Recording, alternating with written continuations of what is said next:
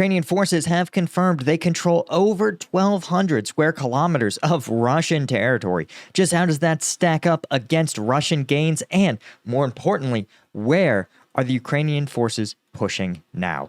I'm Paul, U.S. Army combat veteran. Let's talk about it. Okay, so this is a really interesting story. First off, because yesterday, Commander-in-Chief of the Ukrainian Armed Forces, General Syrskyi, announced that Ukrainian forces actually control 1,263 square kilometers in the Kursk region. And he said the Russians are conducting what he calls a maneuverable defense. And this is likely he's referring to a kind of, not quite a defense in depth, but a defense that relies on a lot of counterattacking, a lot of maneuver, and a lot less of static defenses. And I don't think this is because that's the defense the Russians want to run. I think it's because it's the defense the Russians have to run. See, when the Ukrainian counteroffensive last year was launched in Zaporizhzhia province, the plans actually got leaked very publicly. And as a result, the Russian forces had built a multi-layered, well-prepared defensive lines that the Ukrainians struggled to break through.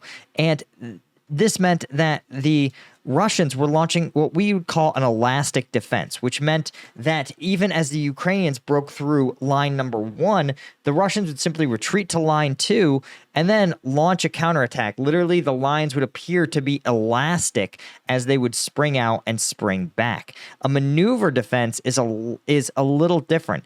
It's about counterattacking. It's about pulling the enemy into different places. It's something that it requires a more sophisticated, more well-trained maneuver force. And it's not clear that the Russians, or at least the Russians conducting this defensive Kursk, really have that in spades. That's not to say that the Ukrainians aren't, that the Russians haven't slowed the Ukrainian advance. They have, but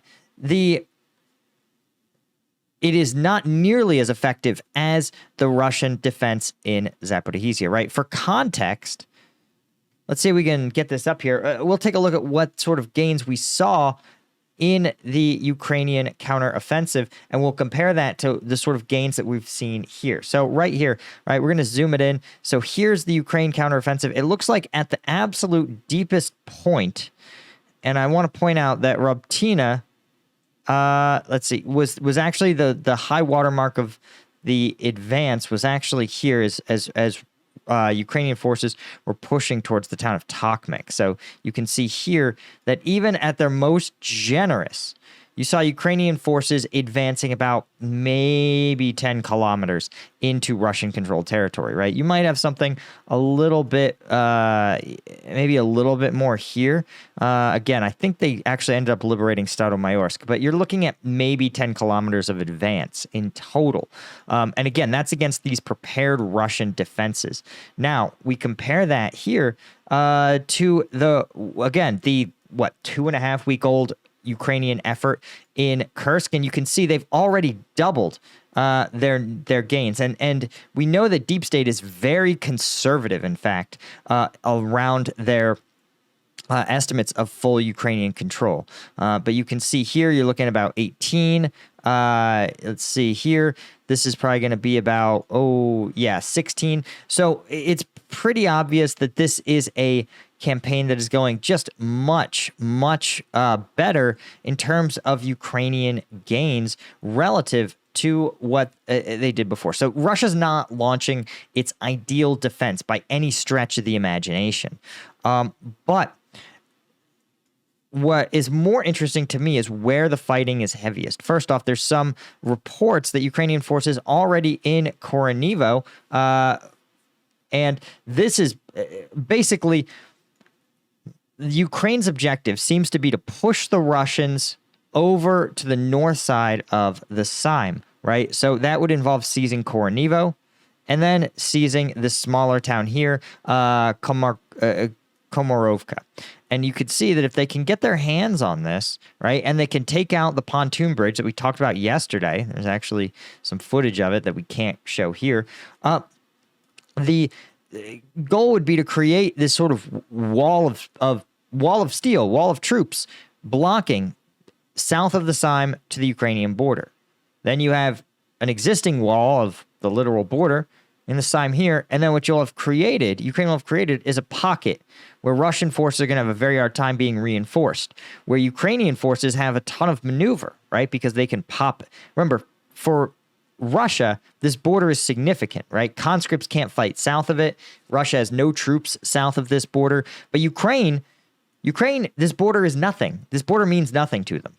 This is one of the reasons that this assault into Kursk is so devastating for Russia and has been so effective, is because once the border is, some borders are real, right? Like they're a river or a mountain range, but some of them are just drawn on pieces of paper.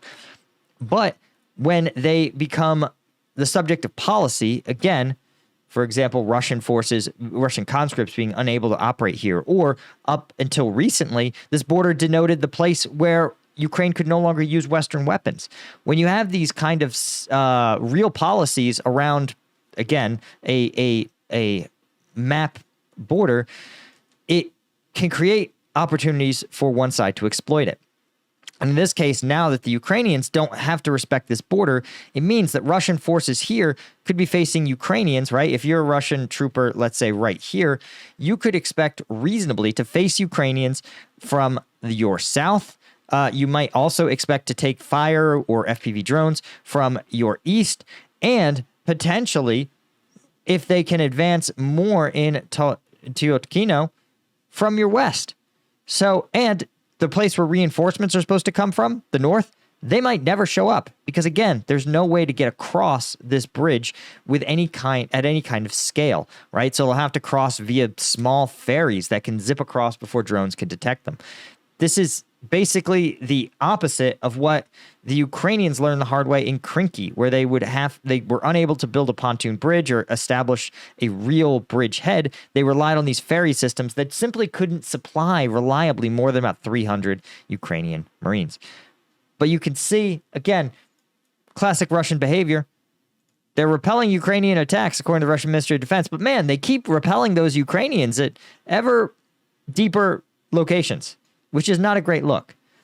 And you can see, again, the Ukrainian progress, while it's different on different maps, you can see here, this is probably one of the more generous maps, which has the Ukrainians operating all the way to the borders of Giri, operating inside Koronivo. They're listing Koronivo as contested. But more importantly, you can see that Komarakova and Snagos, this is depicting Ukrainian forces really controlling a significant portion of both the eastern side of this kind of South Seine pocket and the western side of the South Seine pocket. Bad news. And this would, again, the ideal outcome here is that these Russian forces are cut off and really captured so they can be exchanged for Ukrainian POWs later. Right? The second best outcome is that the Russian forces are pressured and kind of withdraw under fire, right? Because if they can withdraw, they can reinforce troops fighting Russian troops in Kornivo or Shintukova, right? So and in some ways, it's just like it'll be easy for Ukraine to hold the southern bank of the river, it'll also take comparatively fewer troops for Russia to hold the northern bank. And so being able to have this somewhat lighter defense, fewer troops committed to this defense, will free up troops to fight this breakout here. So again, for Ukraine, it's timing is sort of everything. And speaking of timing, if you feel like you're a little behind the eight ball, right? It's back to school season. It's just chaos, man. I don't know what else to tell you. You may need a little caffeine. You should check out Strike Gum. Strike Gum, it's not for kids. Don't give it to your kids. It's an entire energy drink in a single piece of gum. 90 milligrams of caffeine in each piece. 100 milligrams alpha GPC, 0 sugar. So if you're interested, you can get some at strikegum.com. Of course. That's where we've got all the discounts. You should definitely check out the 5-pack, right?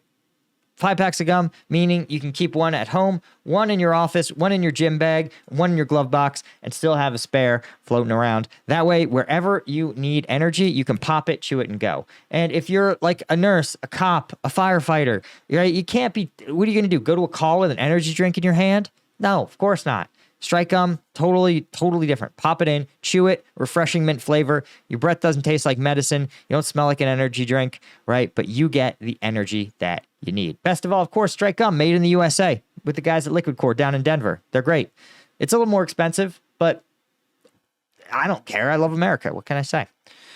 And of course, it's veteran owned, obviously. So what's there to lose? Go to strikegum.com and pick up your strike gum today. Okay, so here's what I really wanted to show you guys. To me, one of the most important charts to understand this Ukrainian offensive. And one of the things that I think is important to mention is that Russia has not stopped its own offensive in Donetsk, right? And as we work backwards through time, you can see how they've been pushing, right? You see us kind of peeling back day by day here, and you can see that there's real changes to the front line, right? Like Russian forces are making these steady, creeping progress, right? There's even been, Ukraine has recently ordered the withdrawal of civilians from Pokrovsk. So I say this because, again, as we're moving forward in time now, you can see that Russia is having its own offensive. And it says, well, we're not that worried about Kursk because we're on an offensive of our own, pushing territory wherever we can. And here we are, right? And you could see that, again, it's been months that Russia's been trying to take Toretsk. And it's been months that they've been trying to move out from Ultra-Latina. And here's what I want to point out. We talked about the fact that the high water mark of Ukrainian advances in Kursk is about 20 kilometers.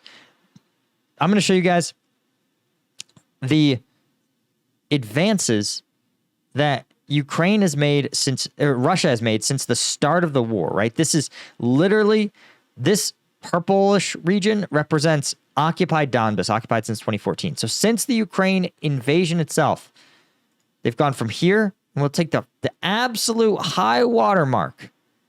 Right now, Krasny Yar is 36 kilometers. So in 2 years, Russia has, at least in Donetsk, 36 kilometers to show for it. And almost, to be clear, almost all of this gains, these 36 kilometers, have come in the last year or so, right? Remember, last October is when we saw Russian forces really start to launch what they thought was going to be a surprise attack in Avdiivka. And they've been sort of focused on this Donetsk offensive since then at a tremendous cost. But you see, it's netted them 36 kilometers. So Ukraine is able to offset those gains, again, or at least most of those gains in 2 weeks. Now, again, the Russian strategy goes slower. It incurs a lot more casualties.